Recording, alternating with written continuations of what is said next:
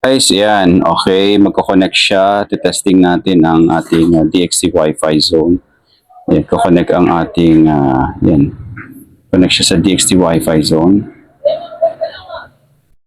Yan. So, hanapin natin o check natin. Tapos maghuhulog tayo dito sa ating bendo. DXT, powered by DXT Wi-Fi zone. Yan. So, ayan. So, lumabas na ang piso Wi-Fi pa yan. Tapos, click mo yung bendo. Click mo yung bendo. Bendo. Ayan yung bendo. Yan. Click mo yung bendo. Then, click select. Select bendo.